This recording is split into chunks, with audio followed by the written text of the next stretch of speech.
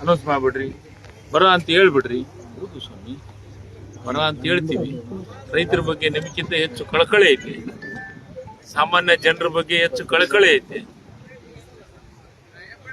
ಯಾವಾಗ ಅದನ್ನ ಗೈಡ್ಲೈನ್ಸ್ ಅನ್ನ ಮತ್ತೊಂದನ್ನ ಫಾಲೋಅಪ್ ಮಾಡ್ಬೇಕಲ್ಲ.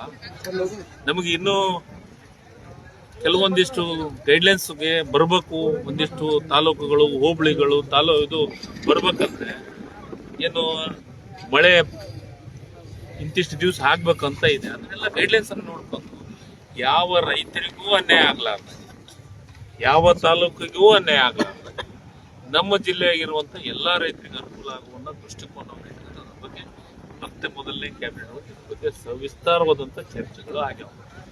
ಅದಾದ್ಮೇಲೆ ಇವತ್ತ ಮುಖ್ಯಮಂತ್ರಿಗಳು ನಮಗೆ ಬಹಳ ಸ್ಟ್ರಿಕ್ಟ್ ಇನ್ಸ್ಟ್ರಕ್ಷನ್ ಕೊಟ್ಟಿದ್ದಾರೆ. ಎಲ್ಲ ಮಂತ್ರಿಗಳು ಅವ್ರವ್ರ ಜಿಲ್ಲೆಗೆ ನೀವು ಭೇಟಿ ಕೊಡಬೇಕು, ಅಲ್ಲೇ ಫೀಲ್ಡ್ ವರ್ಕ್ ಮಾಡಬೇಕು, ಆಮೇಲೆ ಸಭೆ ಮಾಡಬೇಕು.